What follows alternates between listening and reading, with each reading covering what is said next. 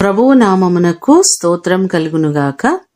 ఈ ఉదయ కాలము మీకందరికీ వందనాలు తెలియచేస్తున్నాను. ఈ దినము మిమ్ములను బలపరచు దేవుని మాట. ప్రార్థన ఆలకించువాడా, సర్వ శరీరులు నీ యొద్దకు వచ్చెదరు. కీర్తనలు 65వ కీర్తన 2వ చరణం. మన విన్నపములను, మన మనవులను ఆలకించే దేవుడు ఆయనే. మన ప్రార్థనలను అంగీకరించి మనకు సమాధానమిచ్చే గొప్ప దేవుడు.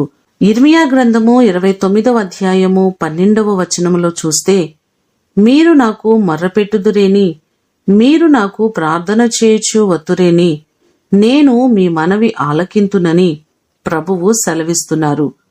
2వ సమూయేలు గ్రంథము 22వ అధ్యాయము 7వ వచనంలో చూస్తే, నా శ్రమలో నేను యెహోవాకు మొర్రపెట్టి తిని, నా దేవునికి నేను ప్రార్థన చేసి తిని, ఆయన ఆలకించి నా ప్రార్థనను అంగీకరించును అని దావీదు భక్తుడు ఈ మాటలు చెప్పడం మనం చూస్తున్నాం.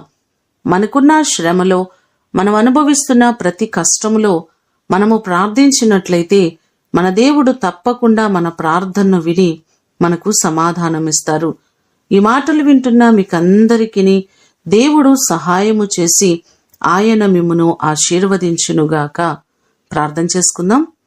పరిశుద్ధుడైన తండ్రి, మీ పాదములకు వందనాలు, స్తోత్రాలు.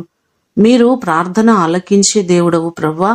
ఎన్నోసార్లు మేము నీ సన్నిధిలో ప్రార్థించగా సమాధానమిస్తున్న గొప్ప దేవుడవు. మా ప్రియులెల్లరినీ మీరు జ్ఞాపకం చేసుకోండి. ఏ విషయంలో మీ దగ్గర మనవి చేయుచున్నారో ప్రతివారి మనవులను, విన్నపములను మీరు ఆలకించండి. ప్రతివారికి మీరు మేలు చేయండి. మా ప్రయాణాలలో, పనిపాటల్లో, అన్ని విషయాలలో నీ కృపా సమాధానములు మెండుగా మీరు మాకు దయచేయమని యేసు అతి ఘనమైన నామమున అడిగి వేడుకొని పొందియున్నాము తండ్రి. ఆమేన్. దేవుడు మిమ్ములను దీవించునుగాక.